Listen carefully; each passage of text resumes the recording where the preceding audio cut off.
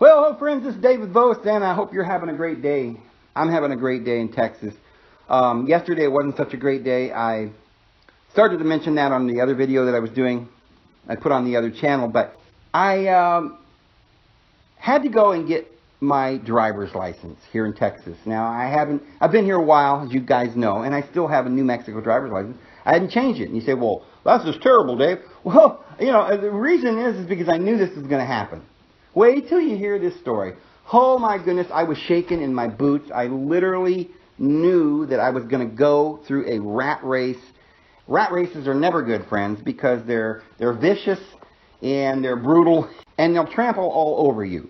So I don't like rat races. But anyway, I went down there to get my driver's license. I knew that it was probably going to be bad. And literally, the only reason why I did it is because I got a ticket the other day, and they said, oh, you've got to have your driver's license changed over in 30 days. But anyway, it finally happened, and I ended up having to go and get this thing changed. So I go in there, and I wait in line, and as I'm waiting there, I'm realizing, uh-oh, this is probably going to be an ordeal. The lady in front of me appeared to be, I'm not saying she wasn't a legal citizen, but she didn't speak very much English. And she, certainly appeared to be from Mexico. And she was trying to get her driver's license. Well, the only thing that was hanging her up, she couldn't get it, is because she had diabetes. And she made the mistake of saying on her application one time somewhere that she had diabetes. By the way, friends, don't tell people what, conditions you have. Then you're done, all right? So, but anyway, she needed to have a date on this application as to when she first went to the doctor and found out she had diabetes. Well, she didn't know. She didn't know the date. So they stood there and hem-hawed around and connived, and it was hard to deal with her because she didn't speak a lot of English. And so they almost denied her a driver's license because she had diabetes. So anyway, there was another person that had some other problems that were ridiculous as well. One lady lost her driver's license, and they weren't going to give her another one unless she surrendered her old one, see? So that was another big issue. But I was sitting there listening to this and thinking, okay, what's going to be my issue? Because this is probably going to be something I'm not going to like. So I figured, okay, all you need to get a driver's license, right, is your old driver's license, right, and a new address and stuff, and the car registration, insurance, whatever it is that, I don't know, they might. So I had all that with me. And so I get up to the desk, and she says, okay, I need to see a birth certificate. And I'm like, a birth certificate? Seriously? To get a driver's license? And I'm thinking, okay, wait a minute. Hang on, Dave. Maybe that's a good thing. They're trying to keep illegal aliens out from getting driver's license. I said, okay. So I said, all right, fine. Then I thought, wait a minute. That's ridiculous because I know that illegals can get driver's license. And they can even, by law, use the Mexican driver's license to drive in this country. So I'm not sure what's going on there. And besides, that doesn't mean you can't vote. Because I don't know what the voter laws are, but it seems like people can just go and vote no matter who they are. And luckily, by some sort of divine gift, I had my birth certificate in the truck. So I had to go out the car and get it. Because something happened earlier that I had it in the truck and I forgot to take it in the house. So that was great. So I brought my birth certificate and thought, boy, got past that one. Then she goes, okay, well, it says on your insurance, it didn't have my address on it. It had the place where the insurance company was. It didn't have my address. And so she said, so you're going to have to go and your insurance company and have that corrected before you can get a driver's license. So then I say, wait a minute. I'm not sure if I understand this.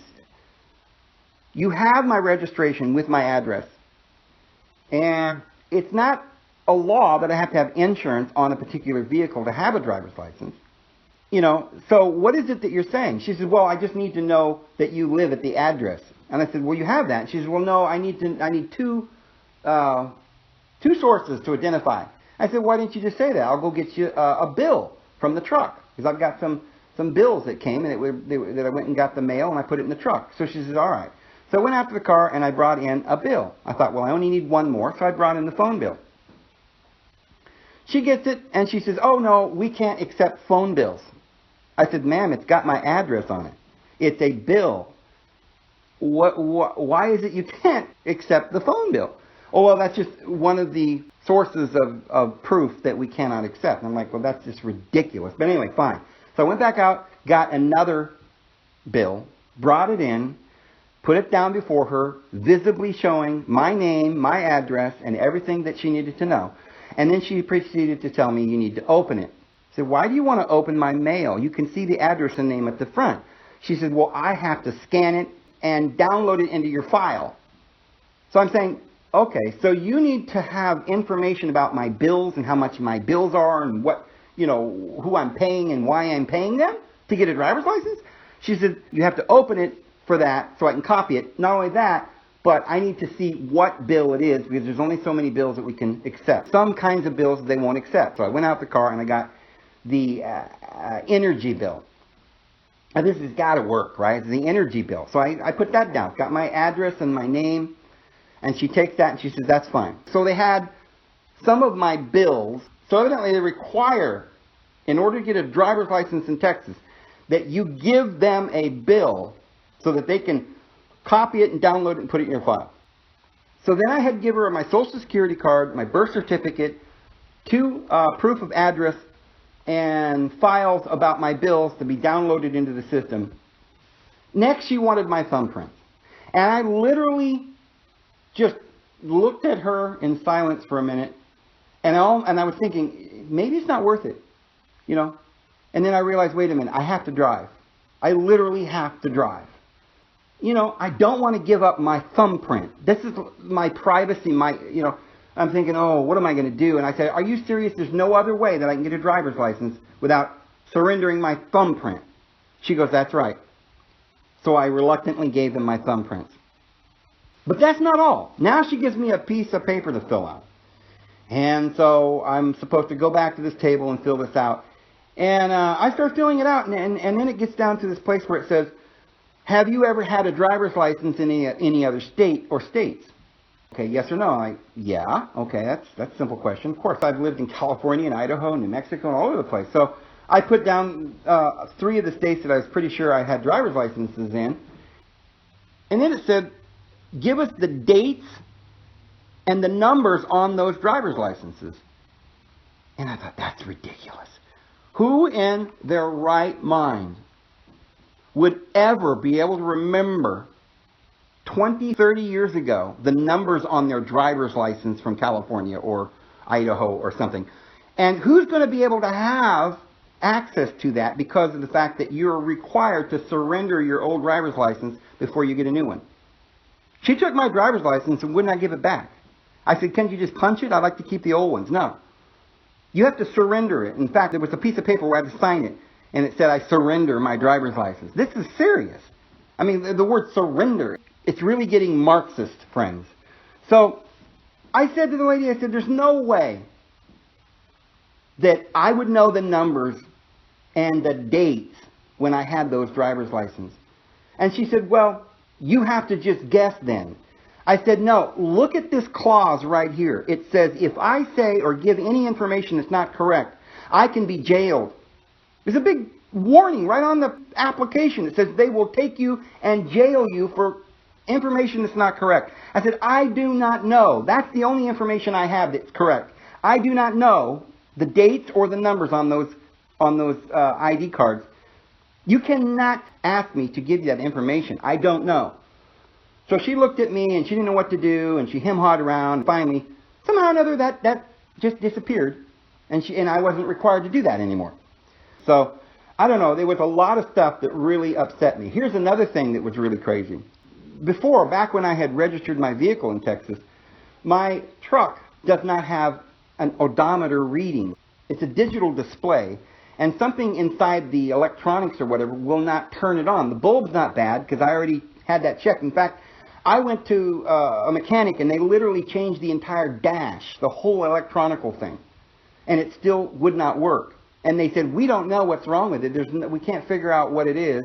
It would probably take like $1,000 to fix it, to go through every wire or connection or whatever to figure out why that odometer reading won't light up. And unless it lights up, you can't see it. So they said, you can't register this truck. I'm not allowed to register my vehicle if this little wire that tells you how many miles... Why do you even need to know how many miles is on my truck? So I went back to the person who I bought the truck from, who was a dealer, and they said, Because that's what they told me, says that they were required to fix it.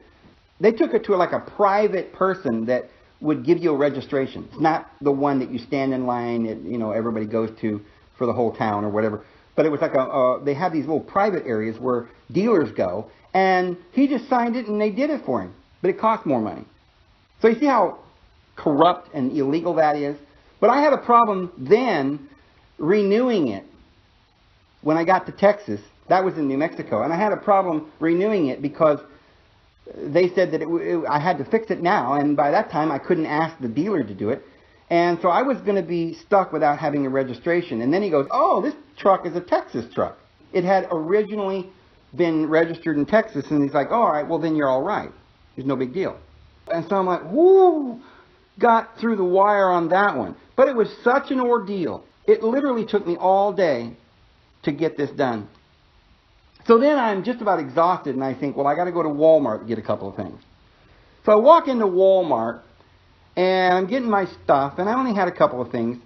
And I come up to it's like the traffic. It's like, what? They just came out of the woodwork. And I'm like, what's going on? I'm like, oh, is it back to school or something? I mean, you literally couldn't hardly get down the aisle. And so I'm pushing my cart with two things I want to purchase. Two little simple things. And I get up to the counter, and this lady's got, oh my goodness, she's got cart overflowing, and the lady before her's got a whole cart full, and the other one before that. I mean, I knew it's going to be an hour. So I'm standing there, and none of the other lines are going to be any better, right? So I'm standing in this line, and her and I start talking, and she's a real nice lady. So we had this nice conversation, and that helped a little bit. But I noticed that it's taking an awful long time. Right, this is way, like 30 minutes now, and we haven't gotten no progress here. And I look up there, and the guy that was checking her out was literally a midget. And I guess he probably had cerebral palsy as well, because he literally couldn't use his arm very well. And he was so short, he couldn't see the cash register. When he pushed the button and the cash register opened, it knocked him in the head and about knocked him out. And I'm not trying to make fun of him or his disabilities, but he was literally not capable of doing the job. And it took me like an hour to get through the line. And I'm thinking, you know what, this is what they always do. They hire a transgender to stand at the door and say, hi, hi. They hire a bunch of weirdos to stand over there and try to get you to go through the do-it-yourself line. And they could just use these people that they're hiring to get you to do it, to open up another line and check you out. You know, and count your money back and take it out to the car like they used to, right? With manners and values. But now, the guy just looks at you. He doesn't even say hello. They don't count your money back. They don't even ask if you need anything or can they help you or anything like that at Walmart. It's basically just a bunch of mentally ill people walking around, doing weird things and not knowing what the heck's going on. They don't know where anything is in that store. It's like their job to make sure that they change where everything is about every couple of months, so that when you go in there, you can't find it. I mean, that's what they do, right? It is. And I'm like, why do they do this? And then I realize, oh, well, if it takes you longer to find what you're looking for, you're going to be in the store longer, and you'll buy more stuff. If you got to go searching for what you want, then you're going to pass by the aisle of other stuff, and you're going to, oh, I need some of that. Oh, I forgot I needed this, and oh man, that looks nice. So that's how they make more money, and I guarantee they're doing it. So I spent 2 hours in Walmart when I didn't want to even be there, being checked out by a midget with cerebral palsy. And the sad part about it is the poor midget, I literally felt sorry for the midget. I mean, this guy was beat up. You know, his forehead was bruised from the cash register smacking him in the forehead. And, he was having such a hard time. He couldn't keep up. And his little twisted arms were having a hard time getting the bags open. He could not he wasn't high enough to put the bag into the basket for you or anything like that, or help you in any way. And he was literally, you could see, very stressed out, and I felt very sorry for him. And I'm sitting there noticing that all the people in Walmart are just all kind of standing around, and you can tell they're frustrated. You can tell they're just fit to be tied, because it's ridiculous what they've got to go through. And I started talking to the woman in front of me, because she had put all the heavy stuff first. And then she kind of made this whole graduation of the lighter stuff, and then at the very end of the line, potato chips and stuff like that. And I said, man, that's smart. You see, I never thought of that, because that way, the heavy stuff is checked first, and you can put it in the bottom of the cart, and then the lighter stuff can go on top and doesn't get squished. And she's like, yeah, I mean, I've been doing this a while. I'm like, yeah, I've learned something here. But then we start talking about how, yeah, at Walmart, you know, they're just not very nice. They just throw stuff in your cart on top of your tomatoes or your chips, and it just breaks the chips and busts everything up. They just throw things in the bag, and everything's bruised. And she's like, yeah, I mean, and she was agreeing with me that everything was just ridiculous. But as I noticed her talking to me, I could see that she was trying to be restrained. She was frustrated, and the other people were frustrated in the line next to me and the line over there. And I could see these people walking around. Even the people that were checking us out, the little midget looked really, really, really stressed out. And yet nobody was mad. Nobody was yelling at each other. We were all trying to make the best of it, and people were smiling and saying nice things to each other. And we're like, this is just what we have to put up with. And I thought, you know what? The human spirit is really amazing. That we do not just get mad and go and get the manager and say, what's going on? And I guess it's because we tried that a few times, and it's now become very apparent that they don't want you to have a nice time at Walmart and get through quickly. They want to go to automated, and that's it. It's going to be completely automated like Amazon. And so they're pushing us to do it yourself. Take your groceries out to your car. You know, I remember when I was a kid going to the store with my mom, and they started having these things called Pack and Save, or U-Pack, or whatever they call it, you know, do-it-yourself stores. And it would be the cement floor, you know, there wouldn't be any ceiling, right? It was just rafters. You could see the air conditioner unit. You could see all of the electrical and the plumbing and everything going through the walls. And they called them warehouse markets or something like that. There were different kinds. But that was starting to come along. But, you know, I thought that was all right because, like, okay, you save a couple of dollars. It was this big mega store and you save a couple bucks. But what I didn't know at the time is they were preparing this for Walmart, which was going to be basically the same thing. And now it's just customary. You do it yourself, just like at the gas station, right? You don't need to hire somebody to pump the gas. You could just do it yourself. And so the whole world is becoming automated. But the other thing I was thinking about as I was standing there is the propaganda that we've been under for so long, which says, never be negative, don't complain. We're told that that isn't Christ-like. Jesus would never complain, he would not be upset. And I'm thinking, wait a minute, didn't Jesus get upset with the Pharisees and call them hypocrites and, you know, kind of like yell at them and lose his temper and throw the money changer tables over and stuff like that? Of course he did. And I got to thinking, what kind of bullcrap propaganda are we being told? You go on a date with somebody and they're like, oh, well, he's too negative because he doesn't like what's going on in the world. He's too informed. I don't like him. I just think it's just too depressing to watch the news. It just upsets me, and I just don't watch it, and I don't like negative people. Well, all right, here's the deal you've got to understand. Jesus said to forgive and to love one another, sure. He even said don't worry about what to put on or what to wear. Now, don't be materialistic, right? But he didn't say don't be stressed out when you're in a garbage compactor and the walls are closing in, you've got 3 seconds left to live. That's your mechanism, your defense mechanism to get out. Adrenaline starts going and your heart starts pumping and you're able to have this amazing strength and somehow or another get your way out of there in time that you don't die. This is something that's built into us. There's so many things that they're taking away from us. For instance, like you go online to have a date now. What kind of a garbage is that? You're going to date somebody you've never heard of before. You don't know who they are. You go date after date after date. It's just these people that, you know, literally are not who they say they are. It is completely a waste of time. And invariably, nobody agrees with anything because they're not anyone from your village. They're not from your era, not from your town or whatever. And so you're not going to be able to get along with these people. You really ought to have some clue as to who this person is before you go on a date with them. Unless it has nothing to do with finding someone to be with the rest of your life. But it just has something to do with them making money, getting people to get on their sites and spend a lot of money and waste their time and end up being lonely and depressed because they don't want people to be together. That's why they shut down most of the bars in all the towns. Now, I know that back in the day, bars weren't the greatest thing. People were drunk a lot and stuff. But, you know, people could go there and have a good time and talk and dance or whatever. But they're getting rid of a lot of that. local social stuff.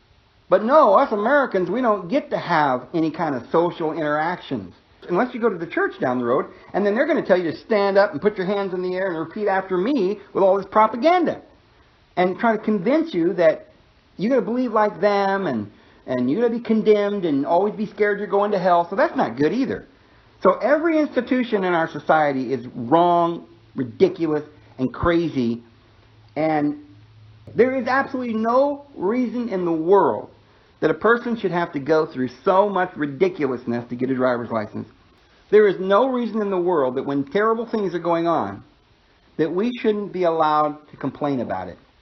In fact, maybe one of the reasons why things just keep getting worse and worse and worse is because nobody's complaining about it. I guarantee, back in the day when they did some crazy crap like that, my mother didn't stand up for it. She'd go to the manager and tell them they were rude to her or whatever, and they would handle it. I guarantee it. But now you are told to call some number like from New York City or Los Angeles or Dallas or whatever, and you get to talk to somebody that doesn't know who you are or what really happened, and they tell you they're gonna fix it, but they do nothing. They do nothing. They don't care about you. And they're implementing their policies at Walmart where, buying alcohol is going to be a big deal. You're going to have to show your driver's license, and children can't be present because alcohol is such a terrible thing. But hey, the doctors are prescribing you with some drugs that's going to kill you, but nobody says anything. People are dying. Millions of people are dying every day from overdoses of pharmaceutical drugs, but nobody cares. And now you've got this synthetic marijuana that's legal all over the United States. In just about every little town they got smoke shops. You go in there, you can buy this synthetic marijuana or whatever. It's not even marijuana, but it's some kind of synthetic cigarette that will make you high. But it's literally killing people, literally damaging them or murdering thousands and thousands and thousands of people all over the United States every day. And nobody does anything about it. You know why? Because they're making money. Meanwhile, marijuana, which is not bad for you and doesn't cause people to die or overdose, that's illegal. Friends, this world's crazy. I just thought I'd tell you my story. Anyway, I'm going to go ahead and go, friends. You guys have a really great day. We'll see you again tomorrow.